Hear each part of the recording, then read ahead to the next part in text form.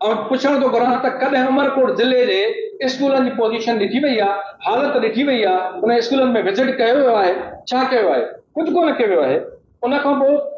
Primary उस्ताद ऐं हिन platform ते चवां थो त कंहिं बि सूरत में मिनिस्टर साहब जे ख़्वाहिश मुताबिक़ टेस्ट प्राइमरी उस्ताद न ॾींदो न ॾींदो न ॾींदो। ऐं उन सां गॾोगॾु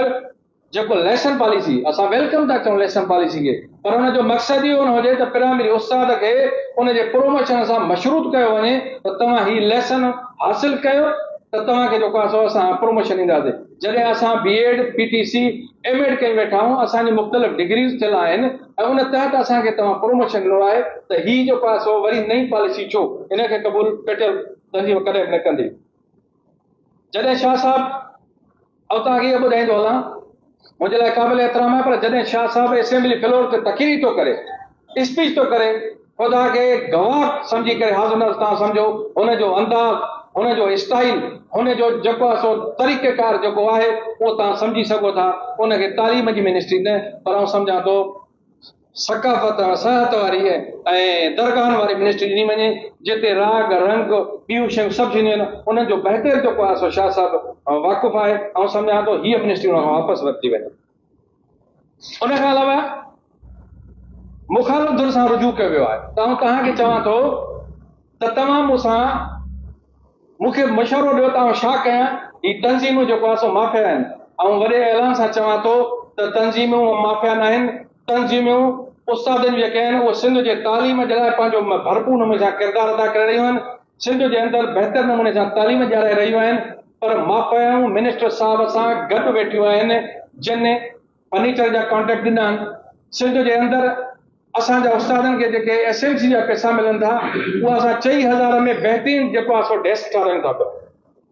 पर जॾहिं त सिंध गवर्नमेंट 3000 में डेस्क ॾिनी आहे ऐं उन डेस्क जी जेको स्टाइल आहे जेको मेडिकल पॉइंट व्यू खां उहा चवां थो अनफिट आहे। जॾहिं ॿार खे तव्हां विहारियो त 5 कलाक ॿार उभो वेठो आहे बेंच ते, जेको ॿार तकलीफ़ शुदा में पढ़ी रहियो आहे, जॾहिं त उनजो स्टाइल उनजी डिज़ाइन उहा तव्हां कॾहिं बि जेको आहे सो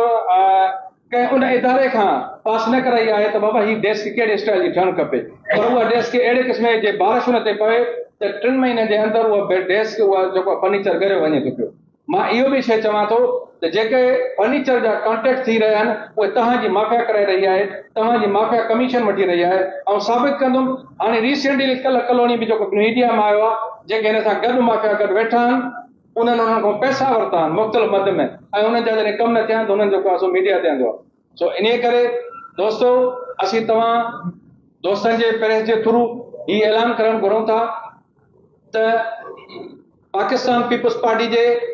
चेयरमैन मोहतरम बिलावल भुट्टो साहब खां असां ही पुरज़ोर अपील था कयूं त अहिड़े मिनिस्टर खे जे सिंध जी तालीम बचाइणी आहे, जे सिंध जे माण्हुनि खे सही माना में तालीम ॾियणी आहे त पोइ हिन सैयद सरदार शाह साहब खे वज़ीर तालीम जो कलमदान जेको आहे उन खां वापसि वठिणो पवंदो। सो ही जेके असां वटि गुज़ारिशूं हुयूं, जेके असांखे शयूं हुयूं, असीं तव्हां प्रेस वारनि दोस्तनि जे पंहिंजो अॻियां रखियूं आहिनि ऐं असांखे